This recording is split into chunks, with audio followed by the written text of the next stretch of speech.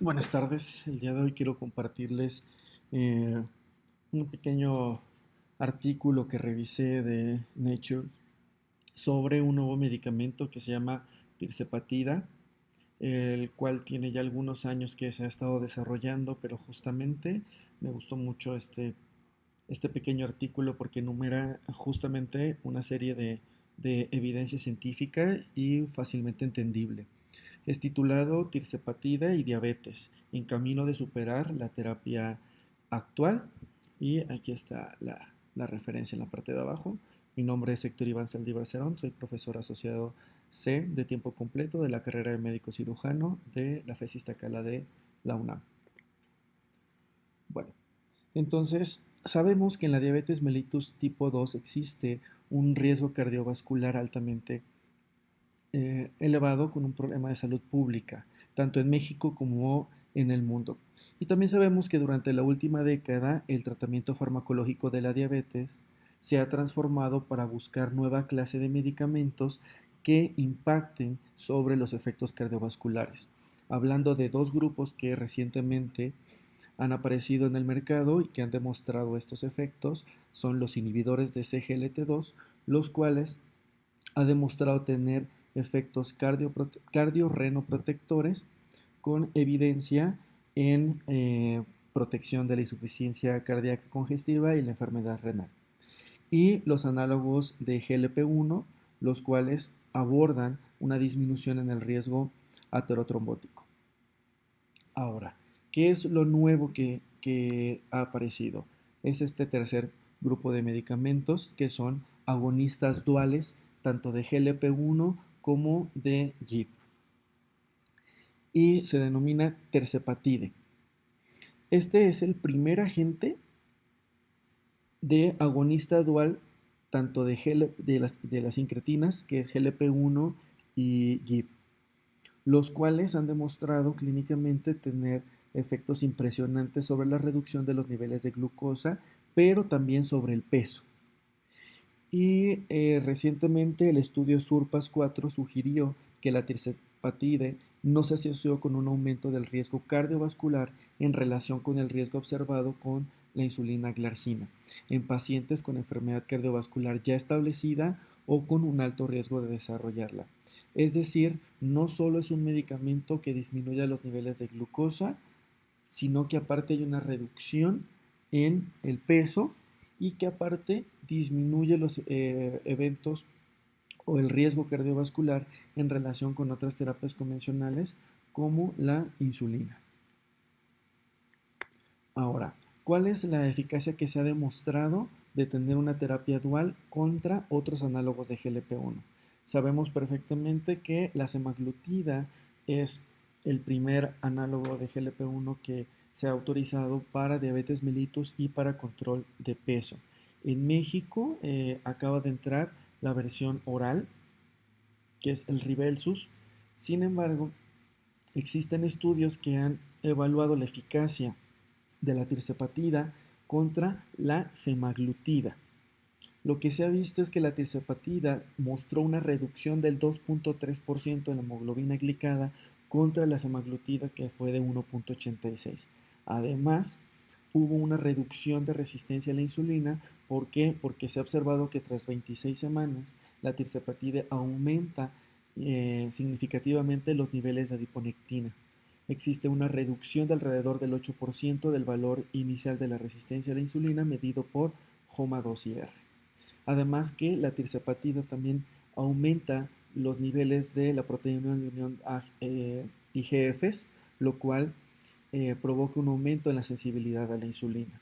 Sabemos también que parte de la resistencia a la insulina y de la cantosis nigricans y de varios efectos se deben a una disminución de las proteínas de unión a IGF-1 y que IGF-1 activa vías mitogénicas.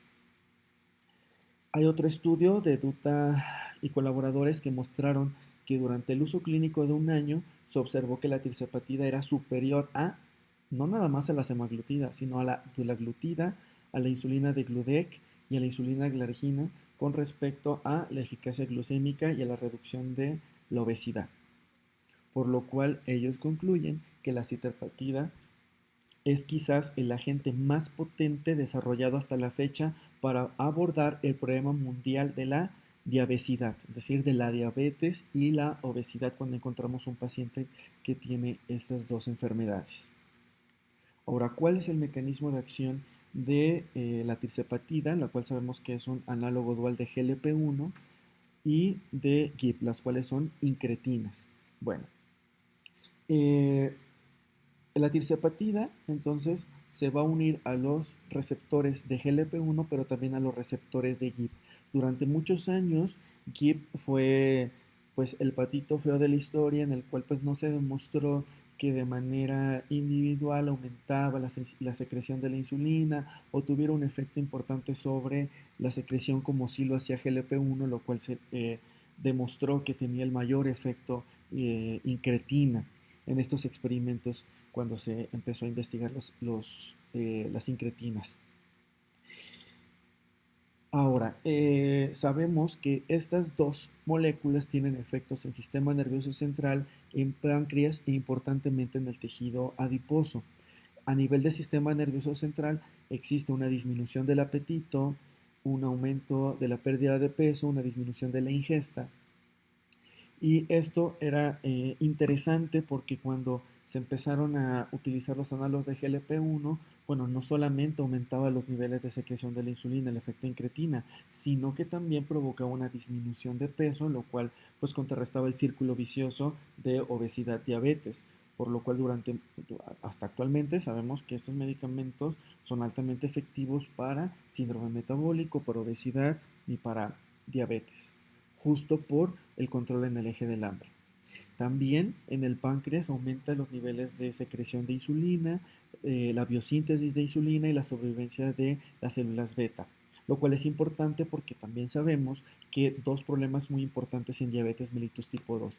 Uno, problemas en la secreción de la insulina y resistencia a la insulina. Y número dos, una disminución de la masa celular beta. Entonces, tener un fármaco que aumentaba la sensibilidad a la insulina, aumentaba la secreción y la biosíntesis y que además disminuyera la tasa apoptótica aumentando la sobrevivencia de las células beta, contrarrestaba el dogma de la diabetes mellitus tipo 2. Y finalmente, en tejido adiposo blanco, tanto GLP-1 como GIP tienen efectos sobre este tejido. En el caso de GLP-1 aumentaba la lipólisis y en el caso de GIP aumenta los depósitos de grasa, pero de la grasa fisiológica, disminuyendo los depósitos en órganos como en hígado y en páncreas, lo cual denominado como grasa visceral. Sabemos actualmente que altos depósitos de grasa en páncreas y en hígado son parte de la fisiopatología de la diabetes mellitus tipo 2. Ahora, en pacientes diabéticos tipo 2, el páncreas se vuelve menos sensible a las incretinas, predominantemente a GIP, y durante la última década el reemplazo farmacológico del agonismo de los receptores de GLP-1 se convirtió en una herramienta muy eficaz para mejorar la homeostasis de la glucosa, la pérdida de peso y bueno, el riesgo cardiovascular en pacientes con diabetes. En comparación, los experimentos de agonismo de GIP parecía que tenía un efecto insulinotrópico muy bajo y las primeras investigaciones sugirieron que GIP no era muy efectivo en pacientes con diabetes tipo 2. Sin embargo, pues había razones teóricas para creer que la combinación de un agonista de receptores de GLP-1 y de GIP aumentaría aún más la secreción de la insulina en respuesta a una hiperglucemia en pacientes con diabetes tipo 2. Actualmente sabemos que el efecto de GIP sobre la secreción de la insulina puede restaurarse al menos parcialmente después de varias semanas de mejoría en los niveles de glucosa y que además el tejido adiposo tiene una alta expresión de receptores de GIP, lo cual provoca una amplificación en la sensibilidad del tejido adiposo a la insulina, lo que facilita el papel del tejido adiposo en la amortiguación de los lípidos después de las comidas y por lo tanto previene una acumulación de grasa fuera de los depósitos de grasa tradicionales, los cuales pues sabemos que tienen implicaciones potenciales para la sensibilidad general a la insulina y el control de la glucosa. Además que GIP también puede tener un papel en la mejora de la saciedad a nivel del sistema nervioso central, que es mediada por los receptores de GLP-1. En conjunto, estos datos respaldaban el desarrollo de un fármaco, como en este caso la tirzepatida, como tratamiento para pacientes con diabetes mellitus tipo 2. Por eso, a esta diapositiva la denominé GIP Perro Viejo Aprende Trucos Nuevos. Ahora, de los estudios más importantes que se tienen sobre la eficacia y la seguridad de la tirzepatida, existe el SURPASS-4, el cual es un ensayo internacional abierto que compara la seguridad y la eficacia de 3 dosis de tirzepatida, 5 miligramos, 10 miligramos y 15 miligramos, lo cual es una inyección subcutánea una vez a la semana, versus la insulina glargina, titulada en más de 2.000 personas con diabetes mellitus tipo 2 que tienen un riesgo cardiovascular elevado y que son tratados con 1 a 3 medicamentos antihiperglucemiantes orales, ya sea metformina, sulfonilureas o inhibidores de GLT2. Los resultados después de 52 semanas mostraron que la tirzepatide en una dosis de 15 miligramos tiene una reducción de la hemoglobina glucosilada mejor de 2.58% versus la insulina glargina. Esto tomando en cuenta que los pacientes partían de una hemoglobina de 8.52. Había una reducción del peso, tomando en cuenta un peso basal de los pacientes de 90.3, viendo que tras un año de uso de tirzepatide hubo una reducción de 11.7 kilogramos, aproximadamente el 13%, contra la insulina, que sabemos que provoca aumento de peso, el cual los pacientes aumentaron aproximadamente 2 kilos, es decir, el 2.2%, lo cual, bueno, mejoraba mucho el círculo vicioso obesidad, diabetes. ¿Cuáles son el porcentaje de pacientes que lograron una hemoglobina por debajo de 7 después un control glucémico? 90.7 versus la insulina glargina que fue del 50%. Una comparación impresionante del 90 contra el 50. Y si checamos las otras dosis, muy similares. 88.2 de 10 miligramos, 9.5 kilogramos, 2.43 de reducción de hemoglobina glucosilada. Tanto 10 como 15 tienen reducciones muy similares. Ahora, ¿cuál es el porcentaje de pacientes que lograron una hemoglobina glicada por debajo de 5.7? En el caso de la tirzepatide, de 15 miligramos, 43%, y de la insulina glargina, 3.4%. Y esto es muy importante porque no solamente tenemos una glucosa en control, sino que llegamos a una glucosa fisiológica. Ahora, habrá que ver si una vez que nosotros titulemos hacia la baja este medicamento, podamos llevar al paciente a una diabetes en remisión. Este estudio demuestra que tras un año de tratamiento, estos pacientes llevan a un control de su glucosa, es decir, una diabetes controlada. Pero esta reducción tan importante en el peso probablemente apoye la idea de que una terapia inicial de tirzepatida te lleve no solamente al control de tu diabetes, sino también a una remisión de la diabetes. Puede ser una remisión parcial o una remisión completa. Ahora, en conclusión, el SURPASS-4 alcanzó los objetivos primarios y secundarios en todas las dosis, y con la dosis más alta de tirzepatida se redujeron los niveles de hemoglobina glicada en 2.58 y un peso corporal en promedio de 11.7 kilogramos. Sin embargo, Sattar en el 2022 realizó un metaanálisis de 7 ensayos clínicos, incluyendo el SURPASS-4, comparando tirzepatida contra el placebo o farmacoterapia adicional para la diabetes mellitus tipo 2 en adultos que no se controlaron con modificaciones en el estilo de vida y o con una combinación de medicamentos reductores de la glucosa ya bien establecidos.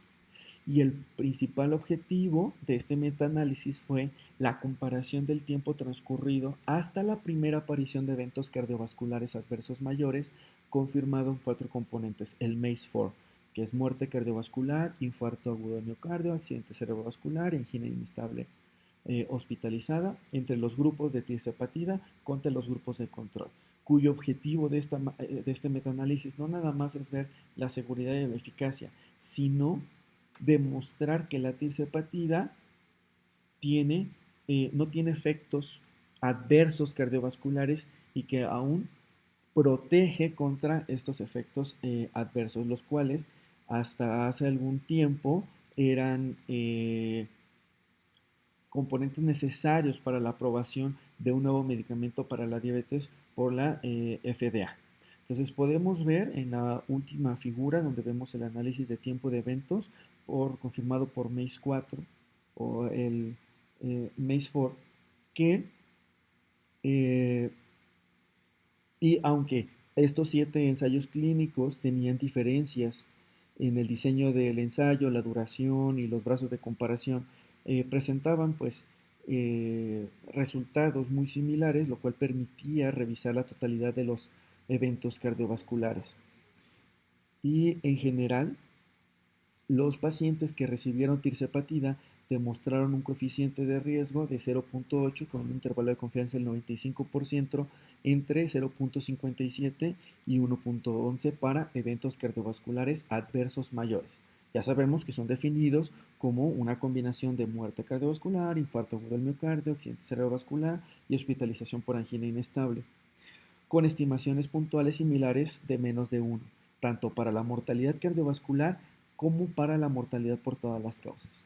Además que estos hallazgos fueron consistentes en varios subgrupos como género, edad, control de la glucosa e incluso uso inicial de un inhibidor de CGLT2. Ahora, durante el desarrollo de este medicamento, la FDA cambió la guía regulatoria sobre cómo se aprobaban los agentes reductores de glucosa.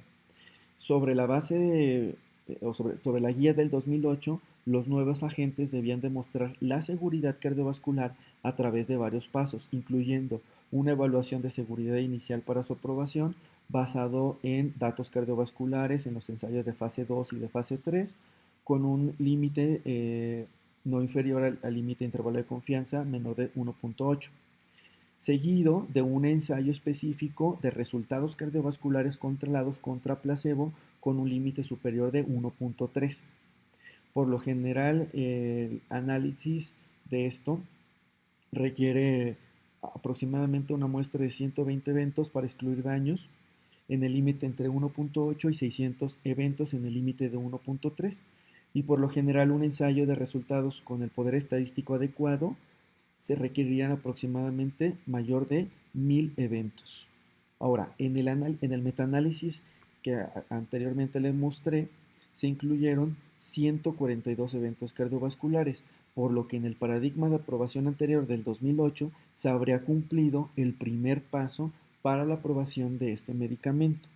Sin embargo, en 2022 la FDA actualizó su guía y reemplazó los umbrales de seguridad cardiovascular específicos ya ahora con un lenguaje más amplio que indicaba la necesidad de datos suficientes de una exposición más prolongada en poblaciones más amplias, es decir, evaluar más comorbilidades antes de que un medicamento pudiera tener la aprobación como un agente reductor de la glucosa.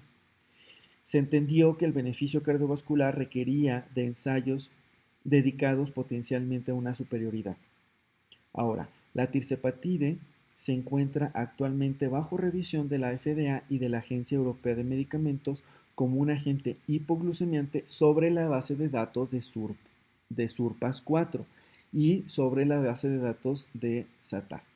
Ahora, con con este metaanálisis y los SURPASS-4 parece que es seguro desde un punto de vista cardiovascular. Ahora, las tendencias hacia el beneficio cardiovascular de este ensayo son alentadoras y se están probando en un gran estudio de resultados cardiovasculares que actualmente se está haciendo comparado la tirzepatida contra análogos de GLP-1, en este caso específicamente la dulaglutida, en pacientes con diabetes tipo 2, lo cual denominaron CBOT, y es el número de registro. Y se espera que este estudio concluya en octubre del 2024 y sería un gran ensayo clínico de resultados farmacológicos evaluando un agente que en sí mismo demostraría una mejor salud cardiovascular versus el placebo en pacientes con diabetes mellitus tipo 2 en condiciones de comorbilidad alta.